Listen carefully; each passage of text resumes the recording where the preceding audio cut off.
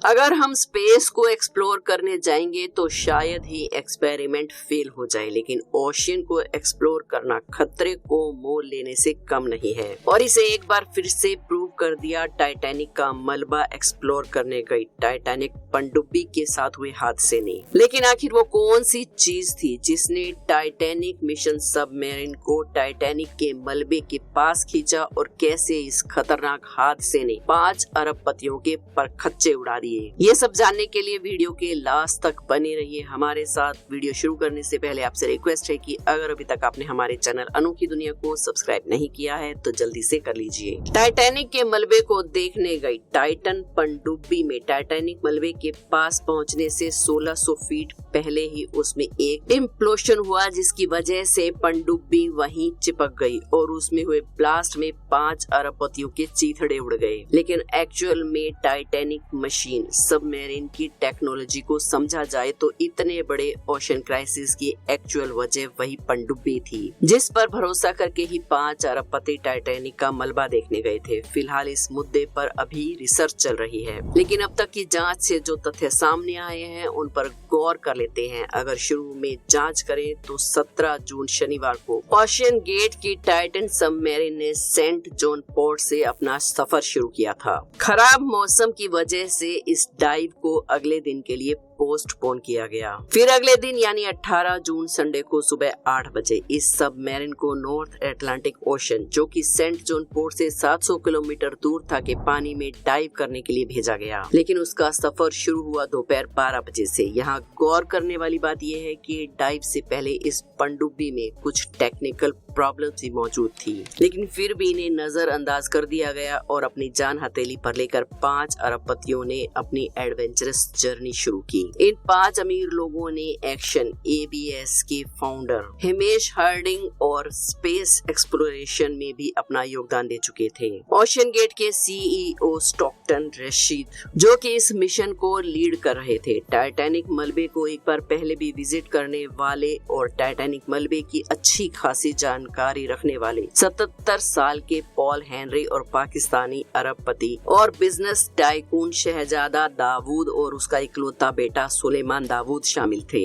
लेकिन फिर आखिर ऐसा क्या हुआ इस पनडुब्बी के साथ जो इसका नामो निशान तक समुद्र की गहराइयों में कहीं खो गया? चलिए डिटेल से समझने की कोशिश करते हैं। दरअसल टाइटैनिक शिप आज तक का सबसे रहस्यमयी और शानदार शिप रहा है, जो कि 1912 के दशक में समुद्र की गहराइयों में कहीं खो गया था, जिसे ढूंढने की सभी कोशिशें नाकाम रही और फाइनली 1985 में जाकर आरएनएस डिवाइस की मदद से टाइटैनिक का मलबा खोज लिया गया। लेकिन टाइटैनिक सदी का अब तक का सबसे ज्यादा बड़ा रहस्यमय शिप था, जिसके बारे में जानने की उत्सुकता लगभग सभी को थी। और फिर 1997 में रिलीज हुई टाइटैनिक मूवी, जिससे पहले मूवी के डायरेक्टर जेम्स कैमरॉन ने टाइटैनिक के मलबे की कई बार जांच पड़ताल की और तब जाकर ये मूवी बनाई। इस मूवी के हिट होने की वजह से लोगों के बीच में टाइटैनिक मलबे को देखने की क्यूरियोसिटी और ज्यादा बढ़ गई और पैसे वाले लोग टूरिज्म की तरह टाइटैनिक मलबे को देखने के लिए भरसक प्रयास करने लगे।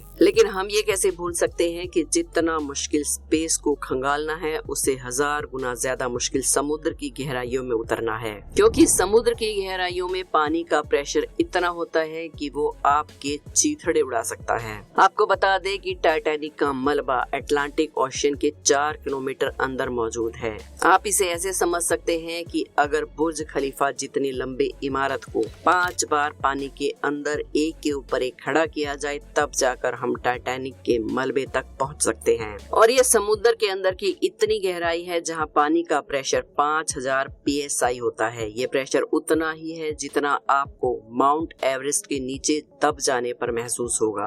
अब आप अंदाजा लगा सकते हैं कि अगर कोई सबमरीन पानी के अंदर जाती है तो उस पर वास्तव में कितना प्रेशर पड़ता होगा। लेकिन इसमें हैरानी की बात यह है कि पनडुब्बी को मिशन पर ले जाने से पहले 2 बार 5000 से लेकर 10,000 PSI तक के प्रेशर से टेस्ट किया गया था और ये पनडुब्बी इस टेस्ट में सक्सेसफुल भी रही थी। और फिर ये फेल कैसे हो गई? खैर, अब जो हुआ आगे सुनिए। टाइटन पनडुब्बी को टाइटैनिक मलबे को देखने जाने में कुल 8 घंटे का समय लगना था, जिसमें से 4 घंटे आने और जाने के यानी 2 घंटे का सफर जाने में और 2 घंटे का सफर आने में लगने वाला था और बाकी के 4 घंटे समुद्र के नीचे पनडुब्बी को टाइटैनिक के मलबे की जांच पड़ताल करने में लगने वाले थे। यहाँ आपको बता दें कि इस सफर की शुरुआत 18 जून दोपहर 12 बजे से शुरू हुई थी, लेकिन पनडुब्बी के अंदर जाने के 1 घंटे 45 मिनट के बाद ही इसका कनेक्शन इसकी मदरशिप यानी कि पोलर प्रिंस से टूट गया। इस कनेक्शन के टूटने का मतलब ये लगाया गया कि सबमरीन टाइटैनिक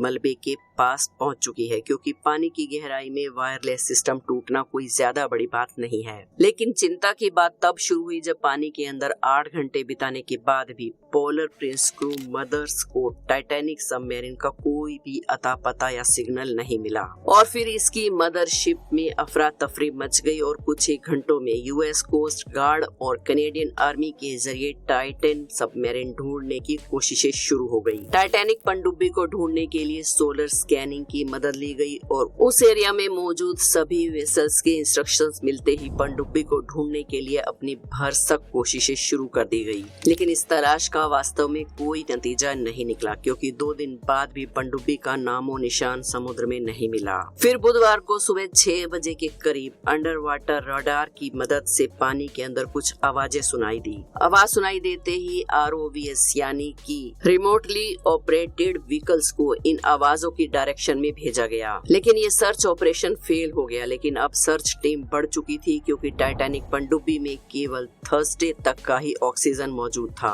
और इस अफरा तफरी में फिर से थर्सडे वाले दिन US, कनाडा और फ्रांस की सर्च टीम 12 बजे फिर से अपने ROVS को टाइटैनिक के मलबे के पास जांच पड़ताल के लिए भेजती है और अगले 3.5 घंटे के बाद जब ROVS को टाइटन पनडुब्बी का पिछला हिस्सा टाइटैनिक मलबे से 1600 फीट दूरी पर टूटा हुआ मिला, जिसे देखकर टीम को यह समझने में देर नहीं लगी कि टाइटन पनडुब्बी पानी का प्रेशर न झेल पाने की वजह से पानी के अंदर ही फट गई और उसमें मौजूद सभी लोगों की मौत हो गई। लेकिन क्या टाइटन पनडुब्बी वास्तव में इतनी कमजोर थी कि वह पानी के प्रेशर को झेल नहीं पाई, या फिर टाइटन पनडुब्बी बनाते समय वही गलतियां दोहराई गई जो कि टाइटैनिक शिप बनाते समय की गई थी? चलिए अब आपको बताते हैं कि 2021 में हुए इंटरव्यू के दौरान ओशियन गाइड के CEO स्टॉकटन रशीद ने क्या कहा था। उन्होंने बताया था कि जब वो टाइटन पनडुब्बी बना रहे थे तो उन्होंने स्टील की जगह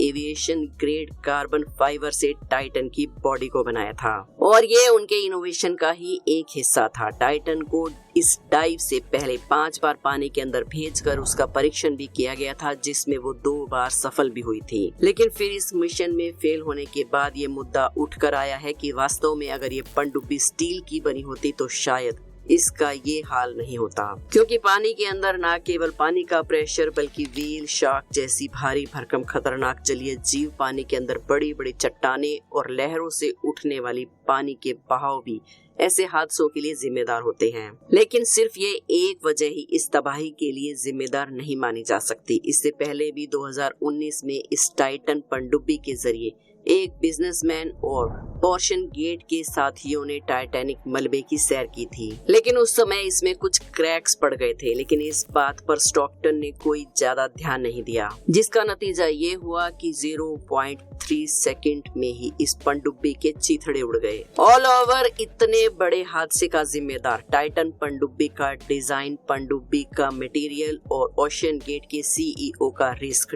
टेकिंग एटीट्यूड बताया जा रहा है। साथ ही ओशियन गेट कंपनी पर कई सवाल भी उठाए जा रहे हैं, जबकि इस एडवेंचरस मिशन के लिए एक सीट 2 करोड़ रुपए की बेची गई थी। तो क्या ओशियन गेट कंपनी वालों को उन अरबपतियों की सुरक्षा की जिम्मेदारी नहीं लेनी चाहिए थी? क्या उन्हें उन लोगों की सुरक्षा का इंतजाम नहीं करना चाहिए था। फिलहाल अभी भी पनडुब्बी को लेकर जांच पड़ताल जारी है और देखना ये है कि क्या सच में टाइटैनिक मलबे को देखने गई टाइटैन पनडुब्बी भी उसी के पास में ही दफन हो गई है। और अगली बार एक्सप्लोरर टाइटैनिक मलबे के साथ टाइटैनिक पनडुब्बी के मलबे का परीक्षण करने के लिए समुद्र एक्सपर्ट फिर से गहराइयों में उतरेंगे, तो उम्मीद करते हैं कि टाइटैन पनडुब्बी के डूबने से जुड़ी हुई सभी जानकारी आपके लिए अवेलेबल होगी। उम्मीद करते हैं इस घटना के बारे में जो भी जानकारी आपको चाहिए थी आज पूरी तरह से मिल गई होगी। वीडियो पसंद आई हो तो एक लाइक जरूर करें। हमारे चैनल अनोखी दुनिया को सब्सक्राइब करके बेल आइकन को प्रेस करना बिल्कुल ना भूलें, ताकि आपको हमारी आने वाली वीडियो की नोटिफिकेशन मिल जाए सबसे पहले। इस हादसे में मरने वालों की आत्मा की शांति के लिए कमेंट्स में ओम शांति या फिर RIP लिखना बिल्कुल ना भूलें।